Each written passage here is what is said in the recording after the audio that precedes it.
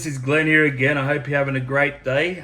This is just an intro to a bunch of mixed videos that are going to be happening in this video, if that makes any sense. What I've done by testing and all that type of stuff out in the field pretty much. My mate Matt that's been doing my recordings, he's recorded a bunch of videos, and I'm hoping to do like a video where it's speed, like where you see it's video, and then the time video, maybe video, depending, because I think I've got a couple of videos there that I got the same time. So hopefully I might post up a couple of them. They're only like a couple of seconds each. I do have a 3-minute one there where I start the same intro. Just ignore the intro. Yeah, that didn't go for that long. It only went for like 3 minutes. So this, I don't know how long this video is going to go for. It's just a quick intro now. I just tell you that this video is going to be a mashup on testing, how fast, and you can see at the very last run, my battery was slowly dying. By the way, I've managed to figure out the GNSS where I had the graph and it actually kept the time and all that. So I finally figured it out. Well, I think I figured it out. We'll see when I go out next time, 'cause that was the last run and I'm not too sure what I did, but I'll figure it out again. But like I said, I'm very happy with the last run. It's the fastest I've had this car up to at the moment. I know it's not the world's fastest run because you got all those ridiculous guys there in the USA and all that are hitting 1.5, 1.6 seconds, and it's just stupid on how fast it is. Like, congrats to them, don't get me wrong. Just how fast those cars go is unbelievable. But like I said, I'll be happy to get this one here around the low 2s, high 1s. I'll be ecstatic to get this around that sort of area with what I've got. That's the sort of plan. But just keep in mind at the last run that where my 40 meters is, I'm always pulling up just before the 40 meter mark, because there's a road that pretty much goes past where I'm running down towards the road. There's a road at the end there that goes like that where cars go. So I'm always trying to pull it up before the 40. So the last run, I actually stopped it pretty much just on the 40, or maybe just a tad before. I'm not 100% sure. And I was quite happy and quite impressed on how well it went, just being stock as a rock without changing nothing. I didn't change the spur, pinion, nothing. Haven't even touched the timing in the can or ESC. But I will be going to start playing around with the spur, with the pinion gear. I'm still thinking about putting the 22 straight into it. I do have a couple more spur gears coming. I've got a 96 and a 90 coming. I'm hoping that's going to help with the launch off the start, where it's just going to be a little bit more sluggish, and then on its own momentum just start powering up by halfway easily. Well, that's what I have in mind anyway. It's something that I've got to test to try see if it does work first. But I'm still waiting for it to turn up. So with this here, like I said, it's fastest I've been in this car. I know it's not the fastest car in the world, but you have to start somewhere, and I'm very happy with where I got up to. I'm not going to tease any like how fast and all that. I'll wait till you see that on when you watch the videos. Sorry, just having a yawn. Oh, right. But within saying that, the video might be a bit of a mess. First time I'm doing this type of thing, so please bear with me while I'm doing it. But yeah, I've like probably the next run I'm going to do with this here is probably going to be out of town. That's what I was going to mention at the end of doing the 40 meter run. Next run's going to be probably out of town with this one here, where I've actually can fly past the 40 meter and then slow down, not slow down before the 40 meter. So I could probably knock off 0.5 of a second if I don't slow down, and gives this car a chance to wind up even more, because it's not even fully getting to top speed before I even get to the halfway mark or getting to the full track. It's not even at full speed. So I don't know if I'm going to change the gearing just yet. I'm thinking about just leaving it as is until I get the absolute maximum out of this in the top end. And then I'll go, oh, yep, this is my base rate. I'm running speed with that time. Rightio. That's maxed out. So next, leave it as maxed, leave it where it maxes out and then re-gear it and just see if I can beat that time and that throttle and all that type of thing, just to get everything on par before I go any faster. I've just got to get used to getting this thing at full speed, where at the moment I'm not even close to full speed. So that's how I look at it. That's where I'm thinking about going with this here. But yeah, I'll let you know, like, as I go along. I might not do that, but at the moment that seems more logical to stick with that, just to stick with it with the normal gearing and stuff until I can max it out. I can't see the point of actually trying to make it go faster, and I don't know where my base rate is. I don't know if I'm running, say 20 k's an hour in this now, just say, argument's sake, and I change my gearing and I'm running, say, 25, and I think that's a lot more faster, but I haven't maxed out these gears in this at the moment. This could probably run 30, 40 k's an hour without knowing about it. Well, it's not going to be a good basis to start from. So that's why I want to max out this setup at the moment. Before, I'm not even going to touch the ESC or boost or turbo timing or can timing. I'm not going to touch none of that until I just get the motor at the ESC dead on straight and making not stupid passes, making fast passes. And then you can always tune up from there with the motor and ESC once you get your motor configuration right, where you're going to have the right amount of speed going to your spur and pinion gears. That's how I look at it. I know everyone probably do their setups like differently, but that's how I'm looking at doing it, just so I can have an overall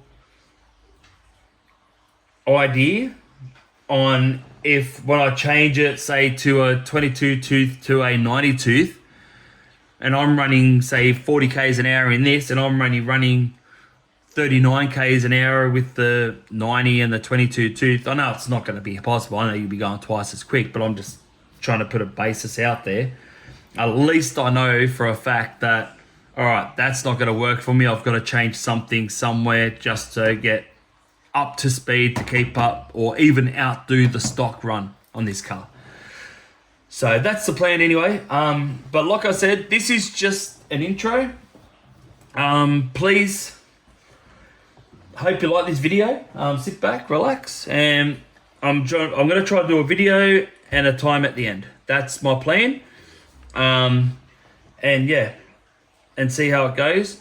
At the end of this video, I won't be talking. It'll just shut off because, yeah, I didn't say nothing at the end of the last video when I was testing and tuning. So, but I just want to take this opportunity just to thank everyone for subscribing, liking my videos. I really hope you like this type of thing with the drag racing, testing, tuning. I know if people that want to get into it, look, all you got to do is just always how would I put it? Always test, always tune, do your research, watch videos. YouTube's your best friend, Google's your best friend, everything. But you always got to start somewhere, and you always, everywhere, even at a job, you start at the bottom, you got to work your way up to the top. So this is where I'm starting from. I've never sort of done this type of thing before in my life, and this is where I'm starting from bottom, and I'm really hoping that people that want to get into this actually see this video and go, oh, well, we could start and see how we go and work your way up. It doesn't have to be a outlaw class. It could be just your standard one out of the box, like your Traxxas, your Lossies, your Team Associated DR10s. You can just run them stock out of the box and they move perfectly fine. But you've still got to learn how to do the trigger and prep your tires and all that type of thing as well. And everyone does everything differently. So yeah, hopefully this will help someone out at least, and I'll be happy as well. So please sit back, enjoy the mashup. I hope it's not too much of a SHIT show, so I don't get in trouble for swearing, which I probably will anyway now. But hopefully the videos actually turn out pretty good and the mashup turns out good, and I hope you enjoy it. If you enjoy stuff like that, let me know. If you don't enjoy it, well, I may just put this camera on when I'm doing some testing. And then I'll just let it keep rolling, and then I'll have to edit it afterwards. So I might try it that way next time, but we'll see how we go and go from there. So thank you for watching. Thank you for subscribing. Please share if you know anyone that's into this type of thing as well. Yeah.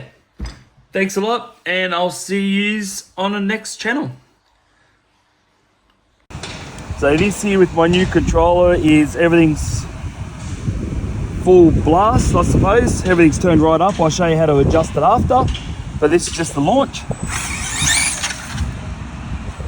Also, try to give it a few hits, test hits, and then we'll dim it down a bit.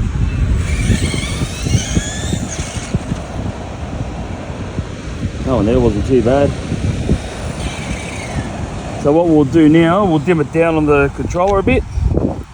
So like, can you see that in there? Yeah. So I press that, do my throttle speed. Instead of the starting being 100%, might drop it down to say 30. We'll see how that goes. Or wait, then what? Set it, we'll see how it does at 40. My 100% there. I might drop that down to 60 and see where that's at. I'm not going to adjust this bottom section just yet.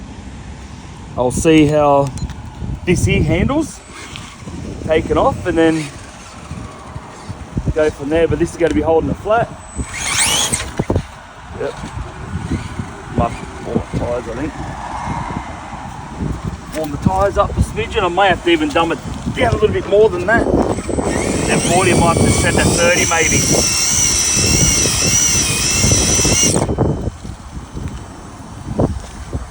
Let's see how we go.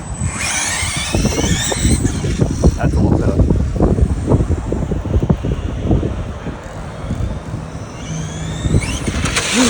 There it goes.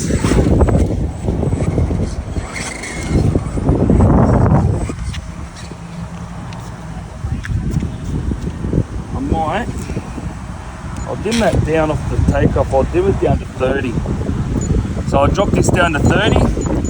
This is still running the same on normal gearing. I haven't touched the gearing at all. It's still running an 81 spur and 23 pinion. So don't know if I'm going to change it this run or not, but we'll see what happens.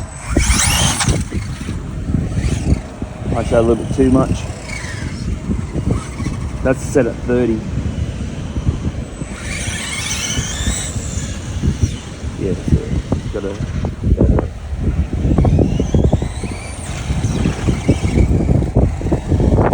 Like a wind's playing havoc on it. So I'll do a launch.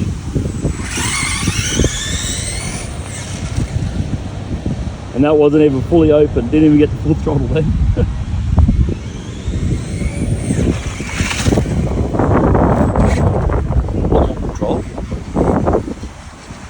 We'll do one more hit. That's at 30. So what I've got it set up is, I'll show you again on here. So it's set at 100% top end, 60% middle, and 30 at the start. So next I'll end up, once I get used to that, I'll end up playing with the bottom part there, so it kicks in a bit earlier at the top end, not back off just as much. But we'll give it one more hit and we'll see how we go. See which way the ute's going.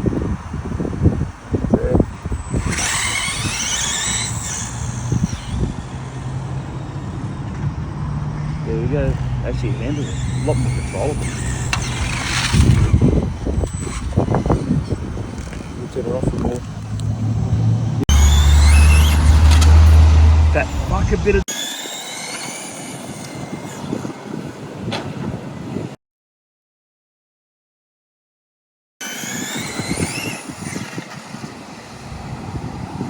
But I did stop that before the 40,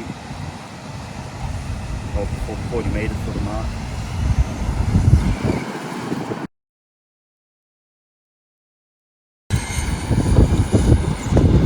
That was only at half.